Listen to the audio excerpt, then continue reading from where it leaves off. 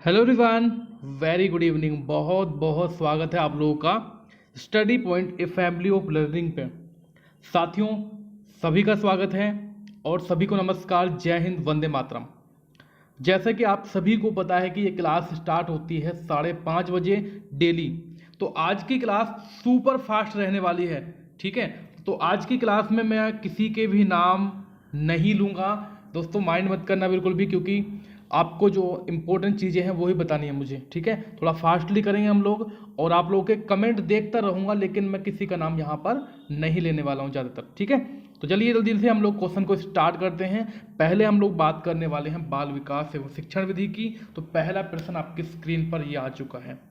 प्रश्न संख्या 1, जो संकल्प आप करें उसे पहले अवसर पर ही पूर्ण कीजिए। बात अच्छी है, मतलब है भी बढ़िया की पॉइंट ये। तो यह कथन जो है वो किस विद्वान का है दोस्तों? जेम्स का होगा, स्पीयरमैन का होगा, हॉल का होगा या मैकडूगल का होगा? प्रश्न संख्या 1 दोस्तों देखिए, स्पीयरमैन का तो हो नहीं है आपका, मैकडूगल का भी नहीं है। बात आती है जेम्स की और हॉल की, तो इसका आंसर जो होगा वो जेम्स होगा, पहला ऑप्शन, ठीक है। चलिए दूसरे प्रश्न पर चलते हैं। अच्छी आदत बुरी आदत के प्रकटीकरण को अवसर नहीं देती है, अतः उसका स्वयं ही अंत हो जाता है। अब ये कथन जो है वो कथन किसका है? टर्मन का है, भाटिया का है, लैंडेल का है और रेबर्न का है। 2 नंबर प्रश्न आपकी स्क्रीन पर, कथन वाले प्रश्न को ध्यान से दीजिएगा। भाटिया महोदय इसका आंसर हो जाएगा। प्रश्न संख्या 3, ये वाला क्वेश्चन मैंने आपको कई बार पढ़ाया है ना। किस सिद्धांत के अनुसार हमें दुखद तथा अपमानजनक बातों को नहीं रखना चाहिए, मतलब इनको जो है हम लोगों को याद नहीं रखना चाहिए। अच्छा दोस्तों, मैंने आप लोगों को एक बार बताया था स्मृति और विस्मृति के बारे में, है ना। दोस्तों स्मृति क्या है? हम लोग चीज़ों को याद करते हैं, लेकिन विस्मृति क्या होती है? जिसको हम लोग भूल जाते हैं। अच्छा, हम लोग दुखद अनुभवों को खुद ब खुद भूलना चाहते हैं, क्यों? क्योंकि हम लोगों को वो नुकसान देते हैं, है ना, दुख देते हैं हमको। अब हम लोग बात करेंगे 3 नंबर की, तो दमन का सिद्धांत हो जाता है ना। उनका हम लोग क्या कर देते हैं? दमन कर देते हैं। जो हमारी अपमानजनक बातें हैं ना, तो हम लोग उनको करना चाहते ही नहीं है बिल्कुल भी, क्योंकि उनको याद करके मतलब एक गंदा सा फील होता है ना। तो उनका क्या कर देते हैं? हम लोग दमन कर देते हैं। प्रश्न संख्या 4, बहुत बढ़िया, सबका आंसर सही है। एक बार जल्दी से वीडियो को लाइक करो, शेयर करो जल्दी से। निम्न में से कौन बुद्धि को समायोजित या समायोजन की योग्यता मानता है? बकिंघम, थॉर्नडाइक, हैगन और विलियम स्टर्न। प्रश्न संख्या 4, विलियम स्टर्न 4 ऑप्शन लगाइएगा यहाँ पर। 5 नंबर, किसी कक्षा के बालक अपना गृह कार्य करके नहीं लाते, तो इस समस्या के समाधान के लिए शिक्षक क्या करेगा? शोध करेगा क्या? गलत। स्वचिंतन, खुद से चिंतन नहीं। आंसर रहेगा आपका बी ऑप्शन। दोस्तों किसी बालक की मतलब कोई भी कक्षा है, उसके बालक अपना गृह कार्य करके नहीं ला रहे हैं ना, तो इस समस्या के समाधान के लिए शिक्षक जो है वो सामाजिक अनुसंधान करेगा। बी नंबर रहेगा आपका। पिछड़े बालक की विशेषता इनमें से कौन सी नहीं है? पिछड़े बालक वो बालक होते हैं जो अपनी कक्षा से नीचे की कक्षा का कार्य नहीं कर पाते, उस कार्य को करने में असमर्थ रहते हैं, उसको बोला जाता है पिछड़े बालक। अब मेरे प्यारे साथियों, पिछड़े बालक की विशेषता नहीं है। अब कौन सी विशेषता नहीं है? प्रतिभाशाली। भाई पिछड़ा बालक है तो प्रतिभाशाली थोड़ी ना हो सकता है ना। चलिए डी नंबर आपका। बात करते हैं 7 नंबर प्रश्न की। बालकों के मन की दबी हुई भावनाओं को किस विधि द्वारा बाहर निकाला जाता है? शल्य चिकित्सा द्वारा, मनोविश्लेषण द्वारा, दबावपूर्ण विधि द्वारा, इनमें से कोई नहीं। प्रश्न संख्या 7 दोस्तों, इसका आंसर हो जाएगा मनोविश्लेषण द्वारा। हम लोग दूसरा ऑप्शन लगाएंगे, ठीक। इसके बाद चलते हैं जल्दी से फास्टली हम लोग 8 नंबर प्रश्न की तरफ। मानसिक विकास के पक्ष क्या हैं? संवेदना, बुद्धि, भाषा, इनमें से सभी। वाओ, आपका सरकारी ऑप्शन डी नंबर। प्रश्न संख्या 9, बालक से ये कहना घर गंदा मत करो, कैसा निर्देश है ये? भाई अगर आप लोग बालक से कह रहे हो कि बेटा घर गंदा मत करो, तो कैसा निर्देश होगा? नहीं करो, है ना। देखो प्रशंसनीय तो है नहीं, क्योंकि प्रशंसा तो करोगे नहीं आप लोग। आंसर रहेगा आपका निषेधात्मक, यानी कि आप लोग उसको मना कर रहे हो, निगेटिव। इसके बाद चलते हैं 10 नंबर पर। किशोरावस्था जीवन का सबसे कठिन काल है, कथन किसका है? कई बार क्वेश्चन में आप लोग इसमें अटकते हो। एक तरीके से आप लोग इसको मोस्ट इंपोर्टेंट क्वेश्चन लिख लेंगे। आप लोग बताते हो स्टैनले हॉल। मेरे प्यारे साथियों, किलपैट्रिक इसका आंसर है। किशोरावस्था जीवन का सबसे कठिन काल है, वो किलपैट्रिक महोदय का है। मैंने आपको एक बार पहले कराया था दोस्तों। स्टैनले हॉल कहते हैं कि आंधी तूफान की अवस्था कहते हैं इसको, है ना। किशोरावस्था को कितने भागों में मुख्यतः बांटा जा सकता है? किशोरावस्था को कितने भागों में बांटा जा सकता है? 2 भागों में हम लोग इसको डिवाइड कर सकते हैं। कौन कौन सा? पहला हो जाएगा आपका पूर्व किशोरावस्था, दूसरा हो जाएगा आपका उत्तर किशोरावस्था। ठीक है, ध्यान दीजिएगा। नेक्स्ट चलते हैं हम लोग। मानव शरीर का आकार किस ग्रंथि की सक्रियता से बढ़ता है? किस ग्रंथि की सक्रियता से बढ़ता है? पीनियल ग्रंथि, लीवर से, थायराइड से, उपरोक्त में से सभी। यह रहेगा प्रश्न संख्या 12 आपकी स्क्रीन पर। सही आंसर हो जाएगा पीनियल ग्रंथि, पहला ऑप्शन होगा। इसके बाद 13 नंबर, सीखने के कौन से प्रकार हैं? गामक, निर्देशात्मक, दोस्तों निर्देशात्मक। ओके, तीसरा देखते हैं हम लोग, तीसरा क्या है? गायनात्मक, बिल्कुल सही, उपरोक्त में सभी। दोस्तों यहां पर आपको सारे आंसर मिल चुके हैं, यानी कि चारों के चारों ऑप्शन सही हैं आपके, है ना, पॉजिटिव हैं सारे के सारे। अधिगम एक क्रिया है जिसकी विशेषता है। अधिगम एक क्रिया है जिसकी विशेषता है रुकावट एवं जटिलता, आलस्यपूर्ण, सार्वभौमिकता एवं निरंतरता। इनमें से कोई नहीं। प्रश्न संख्या 14। जी हाँ दोस्तों, अधिगम एक प्रक्रिया क्या है? सार्वभौमिकता है, निरंतरता है। दोस्तों पहला वाला तो हम लोग लगाएंगे नहीं, क्योंकि मैंने क्या बताया, अधिगम एक निरंतर चलने वाली प्रक्रिया है, हर व्यक्ति में चलती है। लगे स्लोली हो सकती है, कोई बात नहीं है, लेकिन ये रुकती नहीं है। ठीक है। उद्दीपन अनुक्रिया सिद्धांत को दूसरे किस नाम से जाना जाता है? संबंध, बंध, बंधन और प्रयास त्रुटि। इनमें से कोई नहीं। प्रश्न संख्या 15 प्यारे साथियों, आंसर लगाएंगे आप लोग इसका डी नंबर। ठीक है, संबंधवाद, बंधन सिद्धांत और प्रयास त्रुटि का सिद्धांत, ये जो है उद्दीपन अनुक्रिया के सिद्धांत, मतलब एक दूसरे के नाम है। मतलब क्या बोलना चाह रहा हूं मैं, फिर से बता देता हूं इसको। देखिएगा, एक तो है संबंधवाद, ठीक है, बंधन सिद्धांत और प्रयास एवं त्रुटि सिद्धांत। तो यहां पर क्या लगाएंगे हम लोग? इनमें से सभी, डी ऑप्शन लगा देंगे यहां पर हम लोग। चारों के चारों ऑप्शन सही है। व्यवहारवाद के जनक बताना है आपको। दोस्तों सभी लोग वीडियो को लाइक करो एक बार जल्दी से जल्दी। और व्यवहारवाद के जनक का नाम आपको बताना था, तो वाटसन महोदय जो है व्यवहारवाद के जनक हैं। बिल्कुल सिंपल क्वेश्चन है, जब भी तो मैं फास्ट करा रहा हूं आप लोगों को। हल ने सीखने के किस सिद्धांत का प्रतिपादन किया? क्रिया प्रसूत सिद्धांत का, प्रबलन सिद्धांत का, क्लासिकल अनुबंधन सिद्धांत का, ए और बी दोनों का। दोस्तों हल ने सीखने के प्रबलन सिद्धांत का प्रतिपादन किया था। ठीक है, किसका किया था? प्रबलन सिद्धांत का प्रतिपादन इन्होंने किया था। हम लोग बी ऑप्शन लगा देंगे। और दोस्तों जो ये प्रबलन सिद्धांत है, इस सिद्धांत को हम लोग गणितीय सिद्धांत भी कह सकते हैं। ठीक है, आवश्यकता अवलोकन सिद्धांत भी कह सकते हैं, दो नाम से जाना जाता है। सीखना प्रभावित होता है। प्रश्न संख्या 18।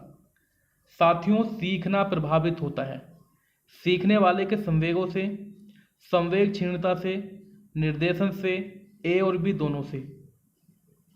वाओ, 18 नंबर क्वेश्चन, सीखने वाले के संवेगों से। प्रश्न संख्या 19। निषेधात्मक अभिप्रेरक कौन सा है आपका, यानी कि निगेटिव? तो इसमें आप लोग निगेटिव को दंड दिख रहा होगा, बाकी उपहार, सांत्वना, पुरस्कार ये पॉजिटिव है। इसके बाद मोटरसाइकिल चलाने वाला व्यक्ति, थोड़ा फास्ट कर रहा हूं ना, चलिए। मोटरसाइकिल चलाने वाला व्यक्ति मोटरसाइकिल चलाना सीख रहा है, तो ये जो एग्जाम्पल होगा वो किसका एग्जाम्पल होगा?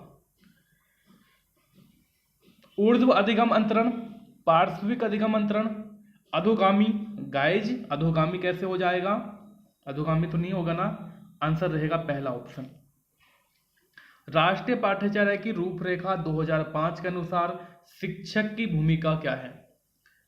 सुविधादाता की भूमिका है शिक्षक की, अधिनायक की है, अधिनायक नहीं हो सकता, मुखिया भी नहीं हो सकता, तो सुविधादाता यहाँ पर फर्स्ट ऑप्शन हम लोग यहाँ पर लगा देते हैं 21 नंबर का। ठीक है, इसके बाद चलते हैं ब्रूनर के अनुसार संज्ञानात्मक विकास को कितने स्तरों में बांटा जा सकता है। जो ब्रूनर महोदय हैं इनके अकॉर्डिंग कितने भागों में इसको बांट सकते हैं हम लोग। दोस्तों इसको हम लोग जो है क्रियात्मक अवस्था, चलिए मैं आपको बताऊं, 3 में बांट सकते हैं। कौन कौन सा? क्रियात्मक और संकेतात्मक और प्रतिबिंबात्मक। प्रश्न संख्या 23, मैकडूगल के अनुसार संवेगों की संख्या 14 संख्या भाई, इससे बच्चे वाला प्रश्न कहीं ना मिलेगा आपको, है ना। बुद्धि के अध्ययन का जो पक्ष है उसके बारे में बताइए आप लोग, कार्यात्मक पक्ष है, संरचनात्मक पक्ष है, क्रियात्मक पक्ष है, या उपरोक्त में से सभी है। यह भी आपका बच्चे वाला प्रश्न था, उपरोक्त सभी यानी कि सरकारी ऑप्शन सही है आपका। बात करते हैं प्रश्न संख्या 25 की। 25 नंबर देख लीजिएगा, बुद्धि को निर्धारित करने वाला कारक कौन सा है? वंशानुक्रम, सामाजिक, राजनीतिक और आर्थिक। 25 नंबर क्वेश्चन आपका क्या कहता है? वंशानुक्रम, इसको लगा दें क्या, क्योंकि आर्थिक, सामाजिक, राजनीतिक तो है ही नहीं, अगर इसमें वातावरण होता तो वो कुछ ज़्यादा इंपॉर्टेंट हो जाता। 26 नंबर देख लीजिएगा, प्याजे के अनुसार 2 से 7 वर्ष के बीच का एक बच्चा संज्ञानात्मक विकास की किस अवस्था में होता है? दोस्तों संज्ञानात्मक विकास के 4 भाग में बांटा था इन्होंने, जो जीन प्याजे हैं, है ना। तो ये सारी की सारी एज लिख रखी है, 2 से 7 चलती है आपकी पूर्ण संक्रियात्मक अवस्था। ठीक है, संवेदी गतिक अवस्था जो होती है 0 से 2 वर्ष तक होती है, मूर्त आपकी 7 से 11, औपचारिक 11 से अबव होती है। 27 नंबर, ये हिंदी का क्वेश्चन आपका बाल विकास में रख दिया इन्होंने, आंसर रहेगा आपका लेखिम। ठीक है, 27 नंबर क्वेश्चन आपकी स्क्रीन पर, ओ स्वनिम, सॉरी लेखिम का हम बोल दिया, स्वनिम, है ना, जिनका स्वयं का कोई अर्थ नहीं होता। सबसे छोटी इकाई होती है भाषा की, स्वनिम। अगला प्रश्न रहेगा आपका, जब एक शिक्षक द्वारा यह समझा जाता है कि लड़के लड़कियों से कमजोर या लड़के गणित में लड़कियों से अच्छे हैं, तो दर्शाता है कि अध्यापक। ये प्रश्न आपका लैंगिक पूर्वाग्रह का हर बार क्वेश्चन पूछा जाता है, अब की बार भी दोस्तों सीटेट के एग्जाम में आप लोगों से पूछा गया था, तो जेंडर पक्षपाती यहाँ पर आंसर हो जाएगा, तीसरा ऑप्शन। एंड 29 नंबर देख लीजिएगा, मूल्यांकन के लिए पूछे जाने वाले पूरक प्रश्न जो होते हैं वो कैसे होते हैं?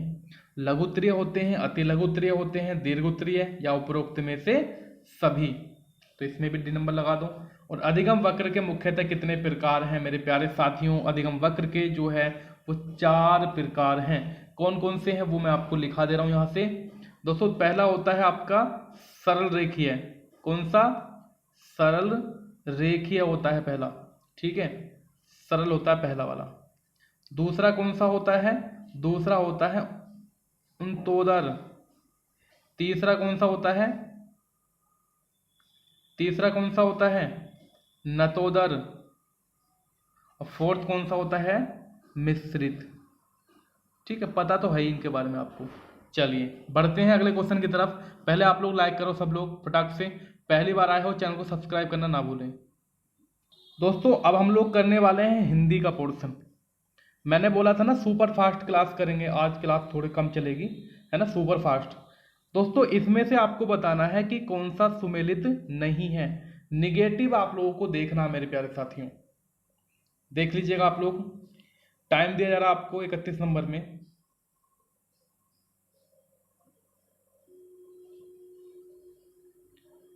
देखिए आंसर रहेगा डी नंबर। सुख सागर राजा लक्ष्मण की नहीं है, किसकी है ये? ये है प्यारे साथियों सदा सुखलाल। सदा सुख लाल की कृति है, ठीक है। हाथ डालना, मुहावरे का अर्थ बताना आपको। हाथ डालना, हम कहते हैं ना कि अगर या तो मैं काम में हाथ नहीं डालता हूं या हाथ डालता हूं तो पूरा करता हूं, यानी कि शुरू करना।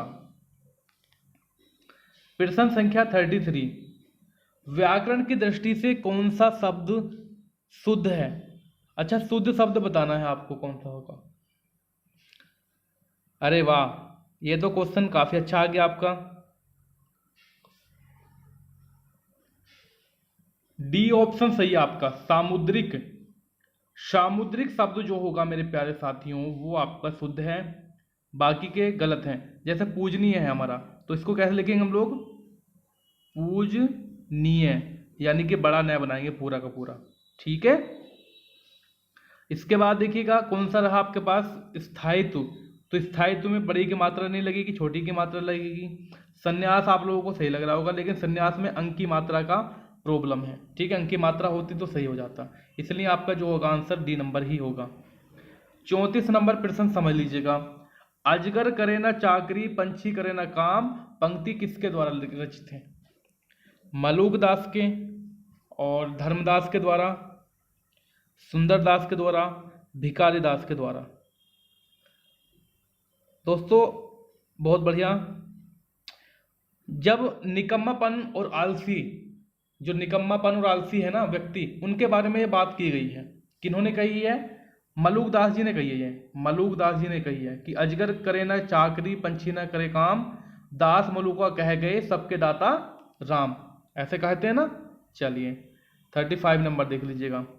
हिंदी साहित्य के प्रारंभिक काल को बीजवपन काल किसने कहा? दोस्तों ऐसे मान के चलिएगा, ये नंबर आपका 1 नंबर का यूपी टेट में या सुपर टेट में रखा हुआ मिलेगा, कई बार क्वेश्चन पूछा जाता है। आचार्य रामचंद्र शुक्ल, महावीर प्रसाद द्विवेदी, हजारी प्रसाद द्विवेदी, विश्वनाथ प्रसाद मिश्र। 35 नंबर क्वेश्चन आपकी स्क्रीन पर। 35 का जो सही आंसर रहेगा मेरे प्यारे साथियों रहेगा आपका महावीर प्रसाद द्विवेदी, है ना। दोस्तों हिंदी साहित्य के जो प्रारंभिक काल को हम लोग क्या बोलते हैं? बीजवपन काल कहते हैं, और महावीर प्रसाद जी ने इनको जो है कहा था ये। दोस्तों आचार्य रामचंद्र शुक्ल ने क्या कहा था? वीर गाथा काल। क्या कहा था आचार्य रामचंद्र शुक्ल ने? वीर गाथा काल कहा था, ठीक है। हजारी प्रसाद द्विवेदी ने क्या कहा था? आदि काल कहा था। और विश्वनाथ प्रसाद मिश्र ने क्या कहा था? क्या कहा था इन्होंने कहा था वीर काल, ठीक है। सबके बारे में लिख लीजिएगा। प्रश्न संख्या 36, कौन सा युग्म सही नहीं है? प्यारे साथियों इसमें से कौन सा युग्म सही नहीं है? 36 नंबर मोर। भैया ये वाला जो सी नंबर है वो आपका सही नहीं है ना। मोर जो है वो डबल मात्रा लगी हुई है ना, ये आपका तद्भव शब्द हो जाएगा। क्या हो जाएगा प्यारे साथियों? तद्भव, ना कि तत्सम, ठीक है। यानी कि इसका जो तत्सम होता है क्या होता है? मुकुट होता है। चलिए आगे बढ़ते हैं नेक्स्ट क्वेश्चन की तरफ हम लोग, कि निम्नलिखित में से कौन सा स्त्रीलिंग नहीं है? आपको बताना है स्त्रीलिंग इसमें से कौन सा नहीं है। अहिंसा, अरहर, आयात और राहत। आयात जो है वो आपका पुल्लिंग शब्द हो जाता है, ठीक है, बाकी के स्त्रीलिंग है। अगला क्वेश्चन देख लीजिएगा, स्व सत्यस्तु, इसका संधि विच्छेद बताना है आपको। ऐसा मान कर चलो संस्कृत का आ गया हो ये, ठीक है। तो मैं इसको करूँगा स्वस्ति प्लस अस्तु, ठीक है, स्वस्ति प्लस अस्तु। गाइज पहला ऑप्शन रहेगा 38 नंबर का आपका, है ना। दोस्तों इसमें कौन सी संधि है जल्दी बताइए आप लोग कमेंट सेक्शन में, संधि कौन सी होगी इसमें? देखो संधि तो पता लग जाएगा आपको, जो पहले निकली ई प्लस से पहले, इसके बाद निकला ए, तो क्या हो गया? यह हो गया। संधि कौन सी हो गई? यण संधि हो जाएगी, है ना, यण संधि। बहुत बढ़िया। बात करेंगे अगले प्रश्न की। पुरुषार्थ का संधि विच्छेद बताना है आपको। पुरुषार्थ का संधि विच्छेद बताना है 42 नंबर में। कुछ क्वेश्चन मैंने छोड़ दिए पैसिव से संबंधित थे, ठीक है। पुरुषार्थ का संधि विच्छेद आपको बताना है। देखो पुरुष प्लस अर्थ, पुरुष प्लस अर्थ, यानी कि ए और ए दीर्घ स्वर संधि यहां पर मेरे प्यारे साथियों हो जाती है। जीवन निर्वाह में किस विराम चिन्ह का प्रयोग किया गया है? जीवन निर्वाह में किस विराम चिन्ह का प्रयोग किया गया है? 43 नंबर क्वेश्चन आपका, दीजिए आंसर आप लोग 43 का। योजक चिन्ह का यूज किया गया है। देखो अर्ध विराम कैसे होता है? एक कोमा लगाओ, ये हो गया आपका। अल्प कैसे होता है? एक कोमा होता है आपका। विवरण होता है आपका ये इस तरह से, ठीक है।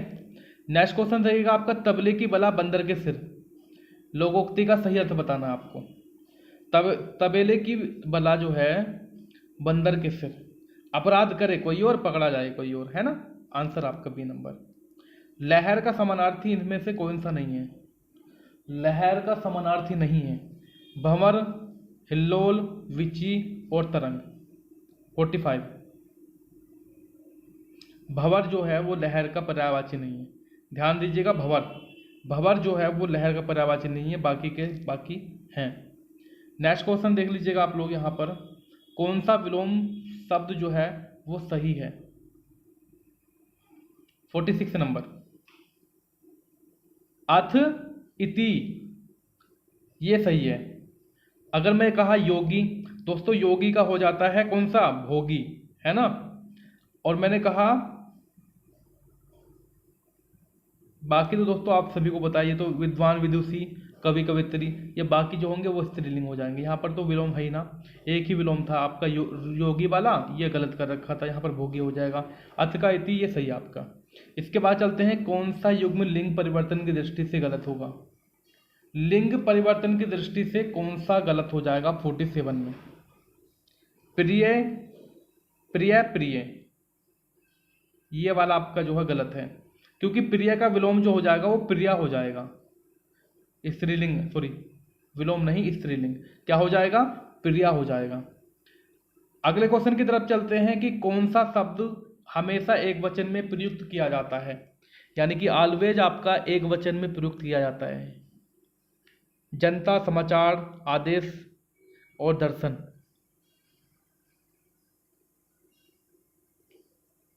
जनता, इंपॉर्टेंट क्वेश्चन, जनता हमेशा एक वचन में प्रयुक्त किया जाता है। नेक्स्ट क्वेश्चन रहेगा आपका कि जो हमें या हम जो चाहें वह, एक मिनट रुक जाना, हम जो चाहें वह अपनी मेहनत के बल पर प्राप्त कर सकते हैं, इस वाक्य में किस सर्वनाम का प्रयोग किया गया है? सभी लोग एक बार वीडियो को लाइक जरूर करें फटाक से। कौन सा सर्वनाम का प्रयोग किया गया है 49 नंबर पे? दोस्तों संबंधवाचक का यूज किया गया है, थर्ड ऑप्शन, ठीक है। किस शब्द में संयुक्ताक्षर का प्रयोग नहीं किया गया है? पहले वाले में, डी वाले में नहीं है आपका संयुक्ताक्षर।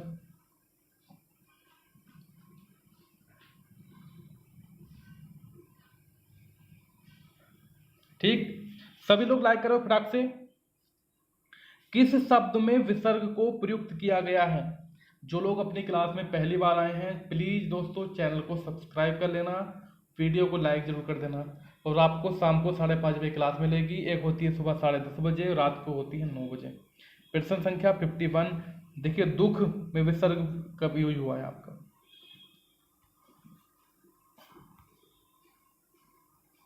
उपमान और उपमेय जिन गुणों के कारण एक दूसरे के समान पाए जाते हैं उन गुणों को हम लोग क्या कहते हैं? उन गुणों को कहते हैं धर्म। रहीमन असुआ नयन ढई जिये दुख प्रगट करई, जाही निकारो गेहे ते कस न भेद कई तेई।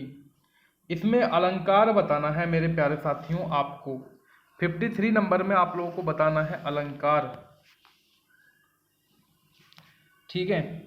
53 का सही आंसर आपका हो जाता है यहां पर पहला ऑप्शन दृष्टांत, ठीक है। इसके बाद निम्नलिखित में से समास का कौन सा भेद नहीं है? समास का कौन सा भेद नहीं है मेरे प्यारे साथियों? धर्मधार्य। आप लोगों को लगा होगा सर कर्मधारय लिखा हुआ है, लेकिन ये धर्मधारय लिखा हुआ है, ठीक है। धर्मधारय नहीं होता, कर्मधारय होता है। कृतवाच्य में प्रधानता होती है।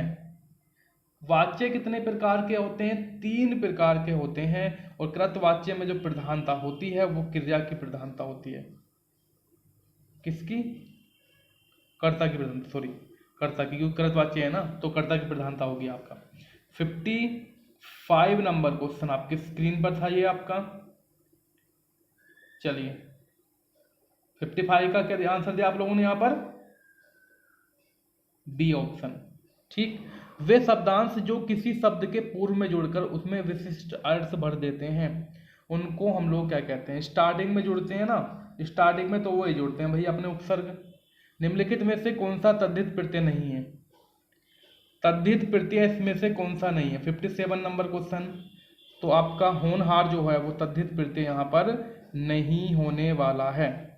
कौन सा है? बल्कि ये है आपका कृत प्रत्यय। कृत प्रत्यय है। जब किसी बात को बीते समय के संदर्भ में प्रयुक्त किया जाता है तो वहां पर क्या होता है?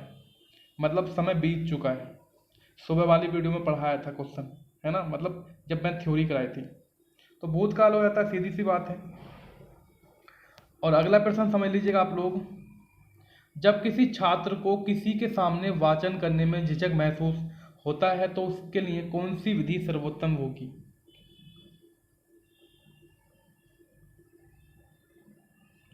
समवेत वाचन विधि तीसरा ऑप्शन रहेगा। दोस्तों इसको हम लोग किस नाम से जानते हैं? सामूहिक वाचन के नाम से जानते हैं हम लोग इसको। विज्ञान गणित के शिक्षण को अधिक प्रभावशाली बनाने के लिए सर्वोत्तम विधि का कौन सा है आपका? गणित विज्ञान के शिक्षण को प्रभावशाली बनाने के लिए जो है चार्ट विधि। गाइज तो आप लोग फिर से मैं कह रहा हूं, जिन लोगों ने अभी तक लाइक नहीं किया लाइक कर दो, जिन्होंने कर दिया बहुत बहुत धन्यवाद। मिलते हैं रात को 9 बजे। Thank you so much, bye bye. दोस्तों नमस्कार, जय हिंद, वंदे मातरम। मेरा नाम है मनोज और आप लोग बने हुए हैं स्टडी पॉइंट के साथ। प्यारे साथियों, आज की वीडियो में हम लोग बात करने वाले हैं बाल विकास एवं शिक्षा शास्त्र।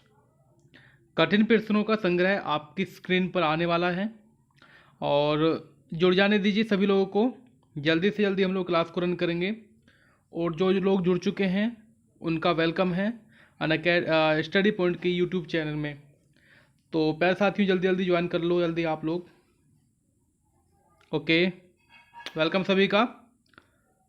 नमस्कार एक बार फिर से, जय हिंद, वंदे मातरम। और प्यारे साथियों यहाँ पर आप लोग का जो कमेंट है वो उस पर ध्यान नहीं दूंगा पढ़ने पर, मैं ज़्यादा क्वेश्चन पर ध्यान दूंगा क्योंकि 30 प्रश्न मैं आज की वीडियो में कराने वाला हूँ आपको बाल विकास एवं शिक्षा शास्त्र के। और कठिन प्रश्न रहेंगे आपके, और ये दोनों प्रश्न जो रहेंगे आपके इंग्लिश व हिंदी दोनों में अवेलेबल हैं। ठीक है, तो इसको आप लोग ध्यान से देखिएगा अच्छे से। ओके, बहुत बढ़िया। हो जाओ जो आज जल्दी जल्दी आप लोग शेयर कर दो, लाइक कर दो वीडियो को। पहले क्वेश्चन से हम लोग स्टार्ट करेंगे वीडियो को और आपको जो है ना स्कोर भी बताना है, आपका स्कोर कितना जाता है 30 क्वेश्चन में से। ठीक है, चलिए चलते हैं हम लोग पहले क्वेश्चन की तरफ से। देखिए प्यारे साथियों, पहला क्वेश्चन आपकी स्क्रीन पर आ चुका है। वीडियो तो आप लोगों को क्लियर दिख रही होगी। क्वेश्चन है आपका टॉय एज रेफर टू, यानी कि खिलौने की जो आयु है वो किसको कहा जाता है? पूर्व बाल्यावस्था को, उत्तर बाल्यावस्था को, शैशवावस्था को, या इनमें से सभी को? बढ़िया प्रश्न है दोस्तों। मैं आप लोगों को इसमें से बता दूं पूर्व और उत्तर की हम लोग कैसे बात करेंगे। देखिएगा, एक तो होता है पूर्व यानी कि पहले, एक होता है प्यारे साथियों उत्तर। ठीक है, मान लीजिएगा ये जो बाल्यावस्था को हम लोग क्या कर रहे हैं, इसको इंक्लूड कर रहे हैं। तो पूर्व में क्या हो जाएगा, देखो 0 से 6 तो हो जाएगी आपकी आयु शैशवावस्था, 6 से 12 हो जाएगी आपके बाल्यावस्था। तो हम लोग इसका जो ना आधा कर देंगे, 6 9 और 9 से 12, इस तरह से करेंगे हम लोग। समझ रहे हैं आप लोग? तो प्यारे साथियों इसका जो आंसर रहेगा पहले क्वेश्चन का, पहला ही ऑप्शन रहेगा पूर्व बाल्यावस्था को। ठीक है, आंसर लगभग सही आ रहे हैं आपके। और आप लोगों ने शेयर नहीं किया वीडियो को, कैसे काम चलेगा डियर? आप लोग शेयर कर दिया करो। प्रश्न संख्या 2 मैं हिंदी में बोल दूंगा बस क्वेश्चन को, कि निम्न में से कौन सी पूर्व बाल्यावस्था की विशेषता नहीं है? पूर्व बाल्यावस्था की विशेषता नहीं है। देखो, दल समूह में रहने की अवस्था, अनुकरण करने की अवस्था, प्रश्न करने की अवस्था और खेलने की अवस्था। तो बाल्यावस्था को जो है ना गैंग एज कहा जाता है। ठीक है, अब मैंने बोला आप लोगों से बाल्यावस्था की विशेषता नहीं है। तो प्यारे साथियों आपका देखो दल एज यानी कि समूह में रहने की अवस्था होती है आपकी, प्रश्न भी करता है बच्चा कि सर ये क्या है, और माता पिता से प्रश्न करता है। अनुकरण तो करता है बच्चा, यानी कि किसी को देखकर ही चीज़ों को सीखता है। लेकिन खेलने की अवस्था हम लोग इसको यहाँ पर इंक्लूड नहीं करेंगे। तो 2 नंबर का क्वेश्चन क्या होगा आंसर आपका? डी नंबर हो जाएगा। सही है, चलिए बहुत बढ़िया। और प्रश्न संख्या 3, अगर आप लोगों को वीडियो क्लियर नहीं दिख रही है तो यहाँ से क्या करेंगे, जैसे यूट्यूब है आपका तो इधर जो है ना 3 डॉट आते होंगे, तो 360 पे कर लीजिएगा इसको। ठीक है, अब क्वेश्चन में बोला गया है कि उत्तर बाल्यावस्था में बालक भौतिक वस्तुओं के किस आवश्यक तत्व में परिवर्तन समझने लगते हैं? द्रव्यमान में, द्रव्यमान और संख्या में, द्रव्यमान संख्या और क्षेत्र में। तो ये भी क्वेश्चन आपका सॉलिड क्वेश्चन रहेगा। प्यारे साथियों, तीनों में अंतर समझने लगते हैं, यानी कि द्रव्यमान में, संख्या में और क्षेत्र में। तो हम लोग यहाँ पर डी नंबर को इंक्लूड करेंगे। क्लियर है? Okay, good. 4 नंबर क्वेश्चन आपकी स्क्रीन पर ये रहा। The meaning of development is, यानी कि विकास का जो अर्थ है वो क्या है? परिवर्तनों की उत्तरोत्तर श्रृंखला है, अभिप्रेरणा के फलस्वरूप होने वाले परिवर्तनों की उत्तरोत्तर श्रृंखला है, अभिप्रेरणा एवं अनुभव के फलस्वरूप होने वाले परिवर्तनों की उत्तरोत्तर श्रृंखला है, और परिपक्वता एवं अनुभव के बीच या फलस्वरूप होने वाले परिवर्तनों की श्रृंखला। तो इसमें हम लोगों को 2 ऑप्शन तो सेम लगेंगे, यानी कि आपको लग रहा होगा सी लगाऊं या डी लगाऊं। चलो मैं आपका कन्फ्यूजन दूर कर देता हूं, आप लोग सी लगा दो, क्योंकि अभिप्रेरणा एवं अनुभव के बीच फलस्वरूप होने वाले परिवर्तनों की उत्तरोत्तर श्रृंखला। प्रश्न संख्या 5 नंबर में बोला गया है which of the following statement is not correct about development, यानी कि विकास के संदर्भ में कौन सा कथन सत्य नहीं है। देखो, अगर हम लोग इस प्रश्न की बात कर रहे हैं, प्रश्न संख्या आपका कितना था? 5वां नंबर था ये। हाँ जी, 5 नंबर प्रश्न है आपका ये वाला। तो पहला देखिएगा, विकास की प्रत्येक अवस्था के अपने खतरे हैं। तो बिल्कुल सही बात है भाई, खतरे तो हैं। विकास उकसाने बढ़ाने, अरे वाह, ये आंसर हम लोगों को बहुत जल्दी मिल गया। तो हमारा जो आंसर रहेगा 5 का, वो बी नंबर रहेगा। प्रश्न संख्या 6, प्रश्न संख्या 6 में बोला गया है कि निम्न में से कौन सा विकासात्मक कार्य उत्तर बाल्यावस्था के उपयुक्त नहीं है। अच्छा, मैं कुछ लोगों को इंग्लिश भी देखना होगा, तो वो इंग्लिश देख सकते हैं आप लोग 6 नंबर क्वेश्चन में। देखो, पहला होगा सामान्य खेलों के लिए आवश्यक शारीरिक कुशलताएं, मतलब ये तो पॉजिटिव है भैया आपका, ये तो सही होगा। दूसरा रहेगा प्रोत्साहित व स्त्रोचित सामाजिक भूमिकाओं को प्राप्त करना। अरे वाह, नेगेटिव पूछा था, हम लोगों ने आंसर लगा दिया बी नंबर। आगे बढ़ेंगे। प्रश्न संख्या 7, सामान्य परिपक्वन से पहले प्रशिक्षित करना प्राय जो होता है, क्या होता है वो प्राय? देखो, पहला होगा सामान्य कौशल के निष्पादन के संदर्भ में बहुत लाभकारी होता है। गलत बात आपकी, हानिकारक तो होता ही नहीं, ठीक है, दीर्घकालीन लाभकारी नहीं होता। तो हम लोग लगाएंगे लाभकारी हो या हानिकारक, इस पर निर्भर करता है कि प्रशिक्षण में किस प्रकार की विधि का प्रयोग हुआ है। तो हम लोग क्या लगाएंगे? डी नंबर लगाएंगे। बहुत बढ़िया, सभी का आंसर बहुत अच्छे आ रहे हैं डियर। मैं यहाँ पर नाम तो किसी का नहीं लूँगा, बट आप लोग 2 है आंसर देते रहिएगा। प्रश्न संख्या 8, मोस्ट क्वेश्चन की कैटेगरी में रख लीजिएगा 8 नंबर को। 5 वर्ष का राजू अपनी खिड़की के बाहर तूफान को देखता है, बिजली चमकती है और कड़कने की आवाज़ आती है। राजू शोर सुनकर उछलता है। ध्यान रखना, राजू क्या कर रहा है? शोर सुनकर उछल रहा है। बार बार ये घटना होती है। फिर देखो, यह घटना हो रही है ना, यानी कि राजू क्या कर रहा है? उछल रहा है। लेकिन फिर क्या, कुछ देर के लिए शांति हो गई। इसके बाद बिजली कड़कती है दोबारा से। राजू बिजली की गर्जना सुनकर फिर दोबारा से उछलता है। तो ये जो है राजू का उछलना किस सिद्धांत पर मतलब आधारित है, या कह सकता हूँ कि सीखने के किस सिद्धांत का एग्जाम्पल है? तो ये क्वेश्चन आपका बेहतरीन क्वेश्चन, क्रिया प्रसूत अनुबंधन, आंसर रहेगा शास्त्रीय अनुबंधन, पहला वाला। ठीक है, शास्त्रीय अनुबंधन का आंसर रहेगा प्यारे साथियों, पहला ऑप्शन आपका। बहुत सटीक आंसर, बहुत अच्छा क्वेश्चन है आपका। नेक्स्ट क्वेश्चन चलते हैं। सकारात्मक दंड का निम्न में से कौन सा एग्जाम्पल है? अच्छा, सकारात्मक दंड का निम्नलिखित में से कौन सा एग्जाम्पल है? मित्रों के साथ के द्वारा उपहास, तो पहला ही ऑप्शन सही है, आगे बढ़ने की आवश्यकता नहीं है। इसमें क्वेश्चन संख्या 10 की तरफ चलेंगे कि निम्न में से कौन सा अभिप्रेरणा एक प्रक्रिया के संदर्भ में उपयुक्त नहीं है? प्यारे साथियों, पहला देख लीजिएगा, यह व्यक्ति को लक्ष्य की ओर ले जाती है या ले जाता है। ठीक है, यह व्यक्ति की शारीरिक आवश्यकताओं की संतुष्टि करता है। यह मनोवैज्ञानिक आकांक्षाओं को प्राप्त करने में सहायता करता है। यह व्यक्ति को अपरिय स्थिति से दूर रखता है। 10 नंबर क्वेश्चन आपका। देखो, ये आपका पहला सही है, दूसरा सही है, तीसरा सही है, लेकिन डी नंबर सही नहीं है आपका, क्योंकि मोटिवेशन के बारे में हम लोग बात कर रहे थे। ठीक है, यानी कि कौन सा कथन अभिप्रेरणा एक प्रक्रिया के संदर्भ में उपयुक्त नहीं है। ठीक है, गुड। 11 नंबर देख लीजिएगा, किसी उद्दीपन के निरंतर दिए जाने से व्यवहार में होने वाला जो अस्थायी परिवर्तन होता है वो क्या होता है?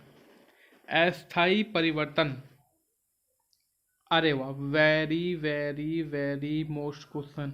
दोस्तों, इस क्वेश्चन का आंसर आप लोगों ने किताब में या तो बी पढ़ा होगा या आप लोगों ने डी पढ़ा होगा, लेकिन अगर मैं इसकी बात करूंगा, आंसर रहेगा आपका पहला वाला। कैसा लगा आपको? दोस्तों, ये क्वेश्चन जो है 11 नंबर का पहला आंसर है। किसी उद्दीपन के निरंतर दिए जाने से व्यवहार में होने वाला स्थायी, अस्थायी की बात मैंने की, यहाँ पर अस्थायी परिवर्तन जो होता है अभ्यस्तता होता है प्यारे साथियों। ठीक है, प्रश्न संख्या 12। प्रत्येक क्वेश्चन को मैं सही बता रहा हूँ यहाँ पर, जो कि बोर्ड के अकॉर्डिंग सही माने गए हैं। सही है। विद्यार्थियों की अभिवृत्तियों में परिवर्तन के लिए निम्न में से किस विधि का प्रयोग अध्यापक को नहीं करना चाहिए? देखिए, दबाव से किसी बात या विचार के लिए राजी करना। अरे वाह, पहला ही आंसर हम लोगों को मिल चुका है, हमें बाकी आगे जाने की आवश्यकता नहीं पड़ेगी। हम लोग चलते हैं प्रश्न संख्या 13 की तरफ। प्रश्न संख्या 13 में बोला गया है कि उपलब्धि अभिप्रेरक के संबंध में निम्नलिखित में से या निम्न में से कौन सा कथन सही है? ठीक है, देखो, उपलब्धि अभिप्रेरक जीवित रहने के लिए आवश्यक है। क्या हम लोग पहले लगा दें क्या? भाई निगेटिव थोड़ी ना पूछा है, सही पूछा हम लोगों से, यानी कि राइट कौन सा है। ओके, तो पहला हमारा नहीं होगा, या होगा? अरे बिल्कुल होगा डियर, क्योंकि उपलब्धि प्रेरक जो है जीवित रहने के लिए आवश्यक होता है। यदि व्यक्तिगत क्षमताओं की संतुष्टि महत्वपूर्ण है तो उपलब्धि अभिप्रेरक को विकास प्रेरक कहा जा सकता है। अब देखिए, हमें ये पता चल गया कि पहला भी सही है, दूसरा भी सही है, तीसरा और पढ़ लेते हैं हम लोग, ये भी सही है। तो हम लोग क्या लगाएंगे यहाँ पर? डी ऑप्शन लगा देते हैं। ओके प्यारे साथियों, अगर आप लोग पहली बार विजिट कर रहे हैं चैनल पर, सब्सक्राइब करना बिल्कुल ना भूलें। वीडियो लाइक कर दोगे तो मज़ा ही आ जाएगा पूरा। During 6 to 10 year children start talking interested in, यानी कि 6 से 10 वर्ष की अवस्था में बालक रुचि लेना प्रारंभ करते हैं। देखो, धर्म में तो वो लेते नहीं है, तो पहला वाला तो गलत हो जाएगा। यौन संबंधों में नहीं लेते वो, है ना? तो वो किस में लेते हैं भैया? विद्यालय में लेते हैं।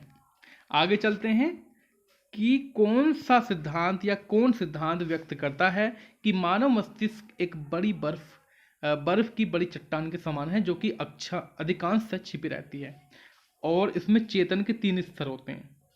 इसको वीआईपी क्वेश्चन की कैटेगरी में ले आइए आप लोग, क्वेश्चन पूछा जाता है ये वाला आपका। तो मनोविश्लेषणात्मक सिद्धांत के प्रतिपादक कौन थे? मैस्लो। चलिए आगे चलेंगे 16 नंबर पर। कुछ लोगों का कहना है कि जब बालकों को गुस्सा आता है वो खेलने के लिए चले जाते हैं, जब तक कि पहले से अच्छा महसूस नहीं करते। उनके व्यवहार में निम्न में से कौन सा या कौन प्रतिरक्षा तंत्र प्रतिलक्षित होता है? तो ये आपका होता है विस्थापन। क्या होता है? विस्थापन। नेक्स्ट क्वेश्चन देखिएगा। समायोजन से तात्पर्य स्वयं का विभिन्न परिस्थितियों में अनुकूलन करना है ताकि किसको संतुष्ट किया जा सके। ये भी आपका वीआईपी क्वेश्चन की कैटेगरी में है। प्यारे साथियों, ध्यान रखना, ये क्वेश्चन अगर आपका आ जाएगा तो नीड हम लोग लगाएंगे, नीड्स यानी कि आवश्यकताओं को। नेक्स्ट क्वेश्चन देख लीजिए 18 नंबर। निम्न में से कौन सा भावात्मक बाधा को प्रदर्शित नहीं करता? बाल अपराध, कमजोरों को डराने वाला, भगोड़ापन और स्वालीनता। 18 नंबर स्वालीनता। दोस्तों, मेरे ख्याल से आपको वीडियो पसंद आ रही होगी। ठीक है, देखिए कमेंट पर मैं फोकस इसलिए नहीं कर रहा हूँ क्योंकि यहाँ पर जो ना मतलब थोड़ा सा लैपटॉप में कमेंट मैं देख नहीं पा रहा हूँ, और आप लोग बेफिक्र रहिएगा, कमेंट से कुछ नहीं होता, यानी कि नाम बोलने से कुछ नहीं होता। बस जो होता है हमारी जो नॉलेज है उससे होता है। ठीक है, आप लोग लास्ट में अपना स्कोर लिख देना, कितना स्कोर गया आपका, तो अच्छा रहेगा। तो आप लोग दोस्तों लाइक वाइक तो कर ही रहे होंगे, आई होप। प्रश्न संख्या 19। निःशक्त बालकों की शिक्षा के लिए प्रावधान किया जा सकता है? समावेशी शिक्षा द्वारा, मुख्य धारा में डालकर, समाकलन द्वारा, इनमें से कोई नहीं। डियर स्टूडेंट, समावेशी शिक्षा द्वारा, यानी कि ये क्वेश्चन देखो समावेशी आता लिखा हुआ या समावेशित आता है, तो ऐसे क्वेश्चन में आप लोग ऐसा मान के चलिएगा कि जो शिक्षा चल रही है वो समावेशी, यानी कि सबको इंक्लूड करना है। तो उसी प्रकार से इस क्वेश्चन में भी हम लोग लिखेंगे, है ना? चलिए 20 नंबर है। Which of the following is not a characteristics of mental retardation? यानी कि इनमें से कौन सी मानसिक मंदता की विशेषता नहीं है? बुद्धि लब्धि का 25 से 70 के मध्य होना, मतलब जो बुद्धि लब्धि है वो 25 से 70 के मध्य है होना, है ना। और दूसरा रहेगा इसमें धीमी गति से सीखना एवं दैनिक जीवन की क्रियाओं को न कर पाना। वातावरण के साथ अनुकूलन में कठिनाई, अंतर्वैयक्तिक संबंधों का कमजोर होना। तो यही वाला लगा दो आप लोग, डी नंबर वाला। सोच विचार किस बात के है?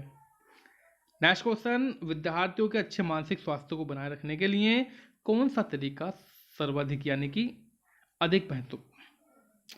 हाँ जी, क्या हुआ? अरे वाह, देखिए इसका आंसर लगाएंगे हम लोग, अध्यापक की भूमिका एवं विद्यालय वातावरण। दोस्तों अगर विद्यालय का वातावरण अच्छा नहीं है तो बच्चा कहाँ से सीख पाएगा अच्छे से?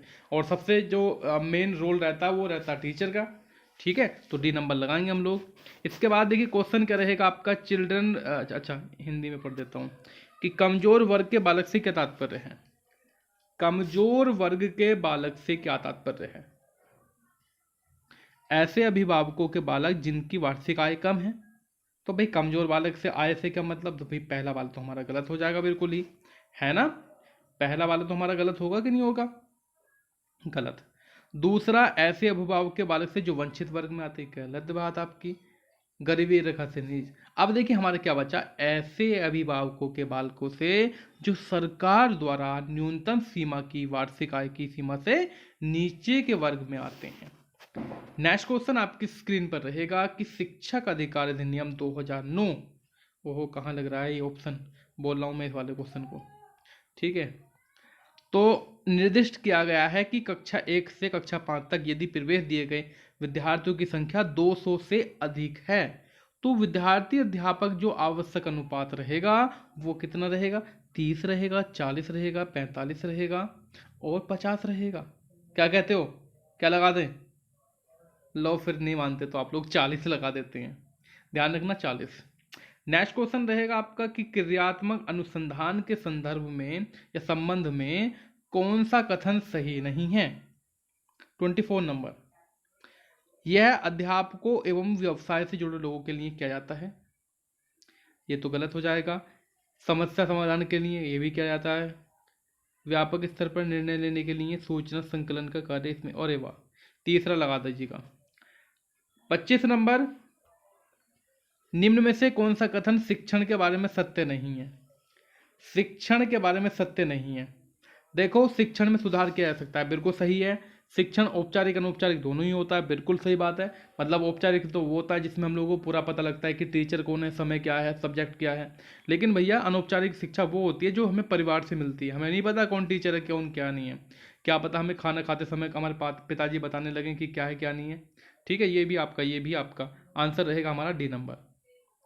नेक्स्ट क्वेश्चन 26 नंबर, राष्ट्रीय पाठ्यचर्या रूपरेखा 2005 में गुणवत्ता आयाम शीर्षक के अंतर्गत अधिक महत्व दिया गया है। भौतिक संसाधनों को शिक्षित एवं अभिप्रेरित अध्यापकों को, बालकों के लिए ज्ञान के संदर्भ में संरचित अनुभवों को और बालकों के लिए संरचित अनुभव एवं पाठ्यक्रम सुधार को। 26 नंबर लगाइए आंसर अपना, डी नंबर लगा दें क्या? चलो ठीक है भाई, डी नंबर लगा देते हैं। ओके, 27 नंबर क्वेश्चन ये रहा कि राष्ट्रीय पाठ्यचर्या रूपरेखा 2005 में निम्न में से किस परीक्षा संबंधी सुधारों को सुझाया गया है? कक्षा 10 की परीक्षा ऐच्छिक हो? नहीं भैया, इसको ही लगा देते हैं हम लोग, आगे बढ़ने की आवश्यकता न पड़ रही हमें। ठीक है, हाँ जी। नेक्स्ट क्वेश्चन की तरफ चलते हैं। 28 नंबर, दबाव को कम करने एवं परीक्षाओं में सफलता के लिए आवश्यक क्या रहेगा? कम अवधि के परीक्षाओं में अंतरण। अरे वाह, ये भी क्वेश्चन आपके, यानी कि आपके क्वेश्चन जो आ रहे हैं बिल्कुल हलवा क्वेश्चन आ रहे हैं यार, ये बच्चे वाले प्रश्न आपके। ठीक है, एमपीटेट, रीट, सीटेट सबके लिए क्लास चलती है अपने यहाँ पर गाइज, आप लोग फॉलो कर लो। क्योंकि अभी क्या है ना, थोड़ा सा नोटिफिकेशन का लेट हो रहा है, आप लोगों का भी मन नहीं करता पढ़ने के लिए। तो जैसे ही कोई यूपी टेट वगैरह का नोटिफिकेशन आएगा, रेगुलर धांसू क्लास रहेंगी।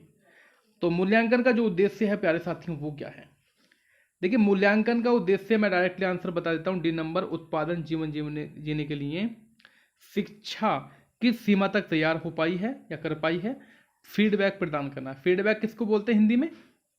पुष्टि पोषण को। और ये रहेगा आज की वीडियो का लास्ट क्वेश्चन कि प्राथमिक विद्यालयों के बालकों के लिए किसे बेहतर मानते हैं। वीडियो को मानेंगे क्या? गलत बात। प्रदर्शन गलत बात। हम लोग मानेंगे स्वयं के द्वारा किया गया अनुभव। ये आपका इंपॉर्टेंट रहेगा प्यारे साथियों। प्राथमिक स्तर पर बालकों के लिए जो मानेंगे स्वयं के द्वारा किया गया अनुभव सही रहेगा।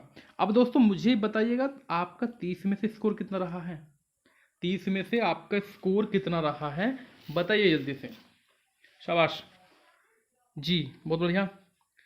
तो गाइज अगर आपको रियल में वीडियो अच्छी लगी हो, एक भी क्वेश्चन अगर आपके समझ में आया हो, तो मैं आप लोगों से रिक्वेस्ट करूंगा वीडियो को शेयर करने के लिए और वीडियो को लाइक करने के लिए, ठीक है। अगर नहीं आई हो वीडियो पसंद, एक भी क्वेश्चन सही नहीं लगा हो तो रहने दीजिए, इतनी तकलीफ करने की आवश्यकता नहीं है डियर आपको, ठीक है। चलिए मिलते हैं नेक्स्ट क्लास में। Thank you so much, bye bye. और गाइज एक काम और कर लेना आप लोग, अनअकैडमी पर फॉलो कर लेना। अनअकैडमी पर पढ़ाता हूँ गाइज मैं प्लस कोर्स में, तो मनोज कुमार के नाम से सर्च कर लेना या मैं आपको लिंक दे दूंगा वीडियो के नीचे, वहाँ से जाकर फॉलो कर लेना, ठीक है। Thank you, bye bye.